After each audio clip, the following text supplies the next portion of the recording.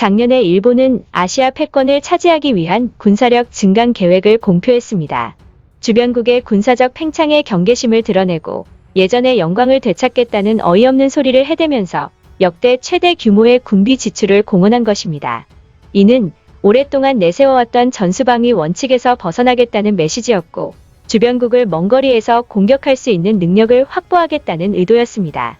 특히 일본은 물량 공세를 펼쳐 한국 경제와 안보의 버팀목인 해상교통로와 한국방 공식별구역을 무력화하겠다는 의지를 간접적으로 내비쳤고, 경제력 격차를 이용하여 전통적 방식의 군비 경쟁에서 한국을 찍어 누르겠다는 계획을 수립했습니다. 일본은 재래식 군비 경쟁에서 한국이 일본을 이길 수는 없을 것이라며, 한국이 일본의 군사력 격차를 단숨에 좁힐 무언가를 개발하지 않으면 일본이 쉽게 우위를 차지할 것이라고 생각한 것입니다. 하지만 이는 일본의 단단한 착각입니다. 현재 일본의 상황상 군비 경쟁에서 한국 정도의 국가를 찍어 누르기는 쉽지 않으며, 일본은 한국보다 자국의 군사력이 우위라고 여기고 있었는데, 실상은 이미 한국이 미사일 전력에서 일본의 압도적인 우위를 점하기 시작했을 때부터 다수의 전문가들은 한국에 손을 들어주었기 때문입니다. 더군다나 결정적으로 일본이 가장 우려했던 한국이 일본과 군사력 격차를 단숨에 좁힐 수 있는 무언가, 즉 게임 체인저를 한국이 먼저 확보했고, 현재 한국의 군사력은 일본의 거대한 공포가 되었습니다. 일본은 아시아 패권국을 노리고 한국을 찍어 누르겠다는 계획을 세웠으면서 상황이 계획과는 정반대로 흘러가자 바로 두려워하는 모습을 드러냈습니다. 한미 사거리 지침이 폐지에 관하여 자민당 소속 참의원인 사토 마사이사는, 한국은 현재도 사거리 약 800km의 탄도미사일을 보유할 수 있는데 이 상한선을 벗어난 신형 미사일은 일본에게 걱정거리밖에 안 된다, 당연히 환영할 수 없다며 강하게 반발했고, 이제는 미국도 믿을 수 없으니 일본은 독자 노선을 걸어야 한다며 부정적인 반응을 보였습니다. 또한 복수의 일본 언론들은 한국이 SLBM 등의 무기들을 개발한 것과 관련하여 주변국들의 안보를 위협하고 혼란을 일으키는 일이라고 말했고, 기시노부오 방위상은 한미일 삼각 동맹을 의심해서는 안 된다며 일본의 전 영토를 방어할 수 있는 종합 미사일 방공 능력을 강화하겠다고 말했습니다. 일본 전문가들 사이에서도 한국의 과도한 자주국방은 일본을 노리는 것이 아닌가라는 여론이 비약적으로 확산되기 시작했습니다.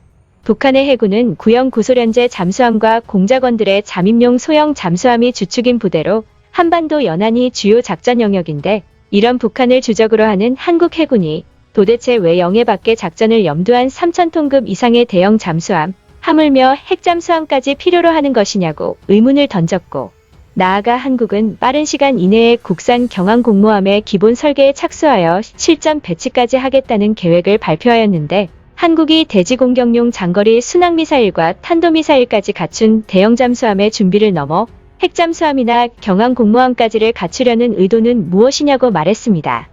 이에 일본 누리꾼들 사이에서도 한국의 군사력은 명백히 일본을 향하고 있다는 사상이 확산되기 시작했고, 최근 한국이 세계 최대의 7에서 8톤 탄도미사일 개발이 눈앞에 있다는 소식을 들었을 때는 한국은 정말 핵을 제외한 모든 것을 만들고 있다며 한국 군사력을 경계하는 것을 넘어 공포스러워하는 모습을 나타냈습니다.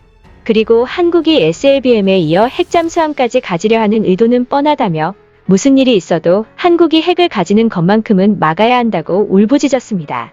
이처럼 한국의 군사력은 일본의 공포의 대상이 됐고, 관저 소식통은 일본이 정부 차원에서 한국이 핵을 가질 가능성을 배제하지 않고 있는 상황이며, 이를 견제하기 위해 노골적인 견제를 하기 시작했다는 소식을 전했습니다. 심지어 일각에서는 한국이 국제원자력기구 의장국으로 선출된 것은 일본의 의도라는 분석까지 내놓았습니다. 일본이 의도적으로 한국이 핵무기 확산 방지와 원자력의 평화적 이용 증진을 임무로 하는 국제원자력기구 이사회 의장을 맡는 걸 지지함으로써 한국의 핵잠수함이나 핵개발을 저지하고 있다는 것입니다. 그도 그럴 것이 지금까지 한국이 포함된 극동지역 그룹 순번의 의장직 7번 중 6번을 일본이 맡으면서 사실상 독점해왔고, 일본은 오랫동안 국제원자력기구의 전방위적인 로비를 펼치며 자기들에게 유리하게 이용해왔었습니다. 국제원자력기구에는 사무총장을 비롯한 주요 간부 상당수가 일본인으로 도배되어 있었고, 일본의 부정적인 인사를 내치고 친일본 인사들로만 득실거렸습니다. 업계 관계자는 일본이 엔화의 힘을 활용해 국제원자력기구를 속속들이 장악한 상태라며 사실상 일본의 이익을 대변하는 단체가 됐다고 설명했고, 총회 때 후쿠시마 원전 오염수 누출은 주요 안건으로도 오르지 못했다며 불만을 표출할 정도였습니다. 게다가 일본인 사무총장 이후 현재는 아르헨티나 국적의 라파엘 그로시가 사무총장을 맡고 있는데도 로비의 힘은 여전했고, 그로시 사무총장은 일본의 처리수 처리 방안 결정을 환영한다는 입장을 공식적으로 밝힌 바 있습니다. 이렇듯 국제원자력기구는 일본이 꽉 잡고 있는 상황인데, 일본이 순순히 한국이 의장국 수임을 지지한 것은 이례적이라는 것입니다. 의장국이 되면 일본 후쿠시마 원자력발전소 오염수 해양 방출 현안에 있어 직접적인 영향은 아닐지라도 일본이 충분히 당황할 수 있을 정도의 영향력을 행사할 수 있습니다. 오염수 배출과 관련해서 모니터링을 확대하고 관련 논의를 활발하게 펼치는 등 주도권을 잡으며 국제사회에서 우리 정부의 목소리를 보다 분명하게 낼 수 있는 것입니다. 이에 나카이 다케시 도쿄공업대 교수는 처리수를 배출하기 위한 중요한 시점에서 일본이 공개적으로 한국의 의장국 수임을 지지한 것은 이해되지 않는 일이라고 말했고, 베를리나 차이퉁은 국제원자력기구를 지배하고 있는 일본이 한국의 핵잠수함 개발에 압력을 불어넣기 위해 최후의 선택을 했다고 평가했습니다.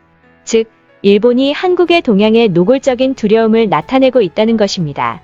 한편 일본인들은 이에 대해 절망적인 반응을 보이며 한국이 개발하는 무기들을 똑같이 개발해야 한다고 목소리를 높였습니다. 특히 먼저 핵을 개발해야 한다는 반응도 있었는데요. 자세한 일본 반응 알아보겠습니다. 한국이 의장국이 된 것은 다행이라고 생각한다. 의장국은 핵 비확산의 모범이 된 국가를 뽑는 것이고, 이렇게 된 이상 한국은 절대로 핵에 관련된 무기들을 개발하지 못할 것이다. 핵잠수함 개발 역시 원자력을 평화적으로 이용한다는 것에 어긋난다. 정말 다행이다. 문제는 의장국의 임기가 1년밖에 되지 않는다는 것이다. 오히려 한국이 일본의 심리 상태를 이용해 의도적으로 의장국이 됐을 가능성이 있다. 의장국이 되면 핵 개발에서 손을 떼겠다는 신호를 전달할 수 있고, 그렇다면 최근 한국을 향한 국제사회의 비판을 피할 수 있기 때문이다. 방심하지 말고 무조건 한국을 예의주시해야 한다. 핵만이 문제가 아니다. 한국은 핵을 개발하지 않아도 충분히 핵의 위력에 버금가는 무기들을 뽑아내고 있다. 일본은 한국이 핵을 개발할 가능성을 문제 삼을 것이 아니라 이미 이루어진 한미 미사일 사거리 지침을 해제한 것에 대해 강력한 반발을 이어나가야 한다. 한국이 군사력의 눈먼 괴물이 되기 시작한 것은 바로 이 지침을 해제한 것 이후부터이다. 한국 군사력의 맞불을 놓아야 한다. 더 이상 한국의 무기 개발에 전전긍긍하고 의미 없는 견제를 하는 것은 그만두자. 한국이 SLBM을 개발하면 일본도 SLBM을 개발하고, 한국이 핵잠수함을 개발하면 똑같이 일본도 핵잠수함을 개발하는 것이 최선이다. 그래야 한국이 일본을 쉽게 생각하지 않을 것이다. 여기까지 시청해주신 시청자분들께 진심으로 감사하다는 말씀드립니다. 시청자분들의 의견은 영상 제작에 큰 힘이 됩니다. 감사합니다.